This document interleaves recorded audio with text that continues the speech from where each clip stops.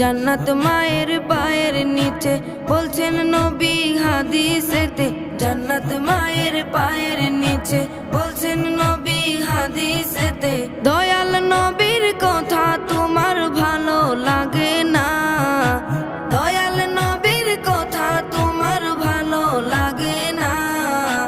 আল্লাহ নবীজির দয়া তারা পাবে না, হায়রে আল্লাহ নবীজির দয়া তারা পাবে না।